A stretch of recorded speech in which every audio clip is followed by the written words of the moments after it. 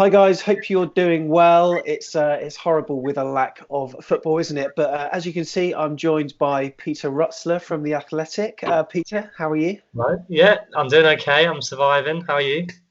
Yeah, not too bad. We were just saying how strange it is. I mean, as my job, I'm a web developer, so there are often times where I spend days in isolation without going out anyway. But it's just the fact that freedom's been taken away that makes it really difficult. I mean, how are you coping? Yeah, fine. I mean, it's relatively similar in that we work remotely anyway, but the main difference, of course, without the football is just meeting people. Means a lot more phone calls. So we're still able to operate to an extent, but yeah, you miss that face-to-face interaction, and of course the games where you meet the people that really matter. So Yes, the that's difference. right. So we've had you on the Press Pass series before, and I've also spoken recently on YouTube to Chris Temple as well. What is it like as a journalist trying to cover sport in these times? You say obviously there's no face to face, but is it quite a challenge? Oh yeah. I think with the Athletic, because we try to do more in-depth features and more interviews and stories that don't always get told, it's not as bad, I think, as it can be elsewhere. We were much more reliant on the day-to-day, but Mm. it's certainly a challenge, and it's certainly different in that the matches are the hooks, and people want the up-to-date information, and when there's not much going on, it becomes harder to provide that. But Yeah. yeah, the matches and the way the season pans out, the story of football, it's a constant moving thing. That's the bread and butter stuff. So it makes you think in a different way. It's a different challenge. Yeah. But yeah, the sooner we get the football back, the better. But at the moment, it's okay. We're doing okay. There's lots of things still to talk about, and there are a lot of stories that perhaps I wouldn't normally have had the time to do that I can now look at and go back to. It's I mean, I know that the Athletic prides itself on creating very unique stories from a different perspective. I don't know if you've seen any of these tweets that they're kind of parody tweets about the Athletic, because they always do it from such a unique angle, like this is Pierre and he cooked the onions for Zinedine Zidane's first ever hot dog, that kind of thing. Yeah, You're yeah, yeah, getting yeah, really yeah. unique stories, but and I really like that because they are so engaging, and I do encourage anyone that hasn't subscribed, underneath there's actually a link to the Athletic, so do go ahead and check it out, because yeah, like a really sort of unique take, and we'll talk about the kind of stories that you're covering a bit later on in this video. But are you finding that the lack of sporting action is sort of stretching creativity levels for you, or is it almost helpful to have this kind of time to put the different ideas together? It's a bit of both. Mm. I think it's you can only go so far with the stories about your uncle. I don't know, Eddie Howe's uncle's dog's brother's bus driver and how he that sort of thing. You can only go so far with those, and they've got to have a relevance and an interest hook. But I think it does lead more towards nostalgia. I think the only challenge, as we were saying before, is that people you want the up to date information. People like knowing what's going on now. Yeah. A lot of the stories we know anyway, and especially with the subscriber base and supporters, fans know the stories. So if you're going to tell a story, you've got to tell it in a different way and find a different way of doing it. So in that sense, that's the creative challenge. How has the story not been told this way? What voice hasn't been heard? So that's the way you look at it. And I think so far it's okay, because there's plenty to be told, and I think that will remain the case. But of course, you miss the day to day a lot. So when you start getting more developments and looking at maybe playing football again, and just trying to stay on top of that is also important. Yeah, I find that I don't know about the Athletic, but in terms of the podcast, I mean, podcast listens are not too bad actually. So I think people are happy to engage, well, not engage, but listen to sort of audio content that is brought to their ears. But in YouTube videos, I found that there's been quite a dip. For me, it's just a case of what do I really say? There's not a lot that can be said. Are you witnessing any kind of spikes or peaks or troughs with regards to the sort of readership of your articles at the moment? I think it would be similar in that for us, and I guess the same thing that you're doing here as well. It's finding entertainment for people. A lot of people are at the moment cooped up at home, isolated, trying to find things to do. So now's the time for them to want to read a good story, especially about football, and trying to find their football fix in some way. But But in terms of a dip, I guess the times are different. We like to look, push our things in terms of commuting and that sort of thing. So it's looking at it in a different way. But so far, it's going okay on the basis that, we're still trying to provide a service. It's funny, there are lots. In fact, I'm just going to get a little crop. 1 second, right? It's so funny because I was asked to be on Talk Sport at the weekend. It was on Sunday with Max Rushton and Barry Glendenning, and I've been on their show a number of times talking football. And I got a text that morning, say, Sam, can you come on Talk Sport because we're doing a little quiz and it's going to be you up against a Wolves fan. So there was me thinking, oh my goodness, right? I mean, I know a little bit about AFC Bournemouth, but not that much. And I was looking through this AFC Bournemouth book. It's called AFC Bournemouth Miscellany from Tony Matthews. I've got that as well. Yeah, lots of stats, trivia, facts, and all sorts of things. And then I was thinking, top scorers. They might be asking about who's made the most appearances, largest away win, largest home win. I was looking at all these things. And then I went on.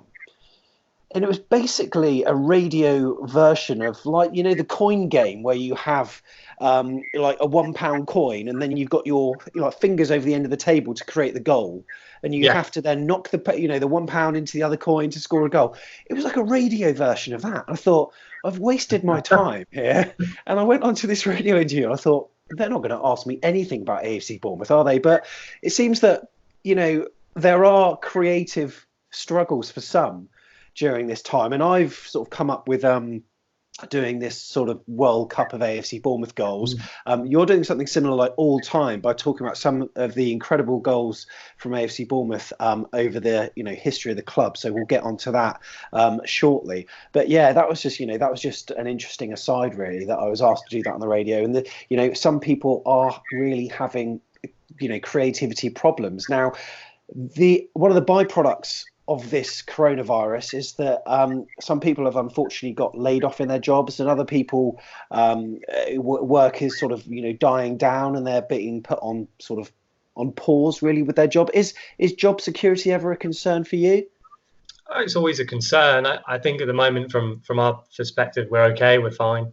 But yeah, I mean, you just don't know what's going to happen. You don't know what's coming next. I think the way our model is structured, as we were saying before, it's not so dependent on the matches per se. So yeah, that's true. But in terms of the industry as a whole, yeah, for sure. I think, especially for those who, are the sports reporters, local, national, at least the national, they can chase the news to do with the coronavirus. But when it's local and it becomes a bit more of a challenge. So yeah, and the industry has been struggling for a while anyway, as we know, and trying to make journalism pay is a difficult task, and these kind of shocks are never easy. So yeah, but it's one we'll have to watch and just see how it develops, really.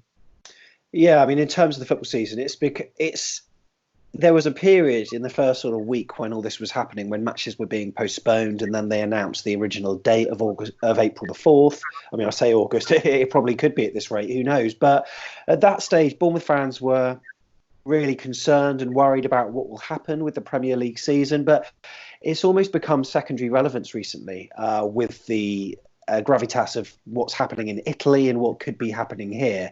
And there were ideas floating around that were very much pie in the sky about, some people said playoffs, some people said void the season, other people said it's got to be completed. I mean, what do you think would be the best way that the season can finish one way or another? It's very difficult. I think, as we've seen, the idea of voiding the season isn't one that's going to really wash it, especially at Premier League level. Because of the financial ramifications. David Ornstein from our site has written a piece about how the Premier League clubs could be in line to pay £760 million if they don't fulfil their fixtures to broadcasters. And that's just one side of it. You've also got contracts, which is a big thing, and that's why June the 30th is such an important date when lots of these contracts expire. So of course with Bournemouth, there's several players that we know about who, if the season goes beyond then you've got to think, well, how do we manage to keep those players playing? What about the risk for them if they want to sign for a new club? There are lots of different factors, and a lot of them are legal factors. So yeah, it's a very tricky one. For me, the best possible scenario is the one they're currently sort of pursuing, which is you have to finish the season. And if, for example, they said, "Oh, we're going to do it on a points model or something similar to that," or as we said before, null and void, then you're opening yourself up for some legal problems. And what's interesting is, of course, there's debate at the moment. Step 5 and 6 have had to pretty much unilaterally say, right, these seasons have ended.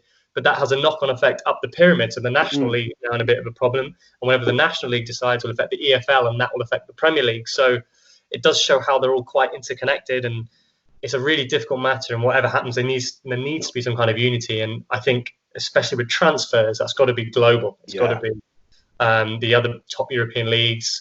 The transfer market, how's that going to work? Is it going to be extended? Is it going to be shortened? There are a lot of unknowns. It's a very, very difficult challenge, and the idea that a team could go down on the basis of points per game or something like that really does cause a lot of problems. Bournemouth went down in the position they're in now, despite being only a goal difference. And the problem is, if you had a points per game, the fixtures coming up would naturally condemn Bournemouth because they're tough fixtures. But you can't say that those results would be guaranteed. That's not how the sport's played. No. So it's very difficult. But for me, I would get the season done whenever it's possible. Even if that means truncating next season, because at least that way you're starting on a level playing field rather than ending in a way that's perhaps not in the spirit of fairness. So I think that's right. And if there is a truncated season next year, at least teams will know from the very beginning, so they'll know what's going to happen. I would like to see the season concluded, ideally not behind closed doors, but even if it had to happen in August and September, I would, whether they can shoehorn a season in between October and May, I don't know, but maybe they'll ditch the FA Cup or the EFL Cup perhaps, or some kind of way to. Or maybe even European competition for just so domestically they can get back to where they need to be, and then they can start afresh for the following season. That's the thing. I think with behind closed doors, I think there's definitely a feeling from what we've written and from what we're hearing is that behind closed doors seems like a possibility, flipped around on the basis that it gives people something to watch, something that entertains them, and it also gets the season done. The problem with behind closed doors is, of course, if a player contracts the virus, how do you have a competition that way? Are they putting people at risk? It would also necessitate some kind of emergency services being needed at the game. Is that really practical? So there's loads of different considerations, and why it's almost certainly not going to resume with the current Premier League date, which is April 30th. So we'll just have to see. But as you say, if they were to truncate next season, you could perhaps fiddle around with the cups competitions. Or even flip it if you wanted to flip the calendar year. Obviously, the Qatar 2022 World Cup, maybe an annual season, 2 annual seasons like that. So it prepares it quite nicely. But yeah, it's one for the stakeholders. It's where they're going to earn their money, I think, the top dogs. I suppose the Premier League are under, I wouldn't say pressure, because obviously Sky, BT Sport, all the rights holders of the Premier League obviously are very aware of the situation. They want it to be played safely, but in the same breath, they've got millions of subscribers putting their Sky Sports subscriptions on pause or cancelling them, and they want to see some football. So I don't know, from a media perspective, do you think maybe companies like Sky would actually quite like the behind closed doors just to get it done ASAP? Yes, definitely. And that's what I was going back to what we were saying before. If they can't fulfill the fixtures, then these broadcasters will they will go back to them and say, right, that's this is the penalty fee for that, and that's very extensive for clubs, especially for a team like Bournemouth. It is a very challenging one. It's trying to find the right balance, and one other side to that, of course, a lot of it is money related and making sure it's paid. And for example, if this continues for a while, you're going to end up with a cash flow problem at some point. If there's no money coming in, if it's not coming in from, especially in the lower leagues, which is what we're seeing now with Birmingham City taking a 50% pay cut, Bayern Munich in Germany have taken a 20% pay cut. So that's going to become quite common, and the Premier League won't necessarily be immune to that if they're not getting money through the door. It will certainly become very interesting over the next month or two, especially if it's delayed again, which it seems it will be. So yeah, interesting times ahead. So yeah, I've noticed on some recent tweets you've been posting, you've been looking at some of the best goals of all time. Now we're doing the same with the World Cup Premier League goals, and we're in the last 16. I'll ask you about that a bit later on, actually, with regards to which goals you think will make it all the way. But you're sort of going back a bit, and you've announced, well, it's been mutually decided. You've got a lot of feedback, and number 3 seems to be Jermaine Defoe, that goal against Oxford United, Boxing Day 2000, which was where he took it around all and sundry, and then when it looked like he didn't have any options left, he chipped the keeper delightfully, much to the jubilation of the away fans. How far? I mean, obviously you're going to be revealing number 2 and number 1 over the forthcoming weeks, but is there any indication of how far back you're going with these goals? So could there be maybe a goal chucked in there from the 70s perhaps? Or so the idea of it is best goal. So every club has an athletic writer. They're picking 3 of their best goals. Some clubs are doing different parameters. Some doing last 15 years or since they've been covering the club. So my one was sort of, right, I'm just going to go with an open book, but interpreting best in terms of meaning as much as quality, which is trying to find that balance. And it's one of those where there are so many, and I think when I put that tweet out before, just reading through and thinking, oh my goodness, there's some great stories to be told here. And Frank Rolling, of course, in the final, that's a great one that I was considering doing, and the Brett Pittman goals, of course, which I really wanted to do, but I've only got 3, and I think I'm not going to go too much into it because I think it gives it away, and I think of course. I think for what the goals are, I think they're quite obvious at this point. But the Jermaine Defoe one was the one that I was sort of, right, what am I going to do for the third one? What would be slightly different? And a part of it was, at least with the Defoe one, you can see it. And so I think I had quite a nice story after chatting to former chairman Trevor Watkins about how they came about signing Defoe, of which everyone has different stories, as I've heard many. But his one was very good about how they saw him on the back of 442 magazine when they were trying to find a solution to a bad start to the season. And of course, he's done superbly well and showed so much quality when, I think at that point and throughout much of Bournemouth's history, it's always been 3rd tier, 4th tier. And those moments of real quality do stand out. And I think that was a really good example of that. And on a very cold day on Boxing Day back in 2000. So not going too far back. I won't give anything more away than that, but that's it's great, and what we'll definitely do afterwards, as we always do with our Q&As, we'll have a good debate, and there are some, I'm pretty sure I'll get around to telling the stories of the other ones as well, because there are so many important moments that haven't quite been covered in 3 goals. So it's enjoyable anyway. It's quite nice. So speaking of the Q&A, you just mentioned you had one yesterday where you were asking Cherries fans for their Bournemouth player of the season so far. What's the consensus been from AC Bournemouth supporters? It was unanimous. It was unanimous, and I'm pretty sure you can guess who it was. Well, I'm guessing. Yeah, I mean it's Aaron Ramsdale, and I think I don't think there's any surprise about that. And I think it became a discussion of just why he's impressed in the way that he has. And we go back to last summer and we looked at. You look at pre-season and you see Eddie Howe rotating between 4 goalkeepers before the start of the season, you're thinking, gosh, this is an unusual way to prepare for the new season, to not have a number 1, to not know, and those last 2 friendlies, he's still cycling through all 4 in 4 different halves in the last 2 friendlies and against Lazio and Lyon, and you're thinking, wow, okay. And then obviously Aaron Ramsdale was such a shock. He's a young keeper coming back in, not played in the Premier League, and to take to the top flight, but not only take to the top flight, become an important player and remain so consistent. And then everything else off the pitch too. How popular he's become among supporters. One thing that came up was obviously when he went into the North Stand against Watford. And what struck me about that is because when we were sitting in the press box, we could see him. He came up on the TV monitors that he'd come back down at half time to go into the dressing room. It's like, okay, he's going to the dressing room. That's probably that. He's not probably going to want to go back and sit there, stand there, try and keep the crowd going, having seen that first half and what's probably going to happen in the second. But yet he still went back, which is something you learn subsequently, and you think, right, okay, this kid, there's something about him, and he's been so impressive. So impressive. there are certain players that you can tell have just got that instant connection with the fan. There are some that are extremely professional and, you know, play their game, but they don't perhaps have the connection. It seems like he's one of the players that does. And speaking to Chris Temple, he said that sometimes in an interview, he's a dream where he spoke for 6 or 7 minutes from the heart.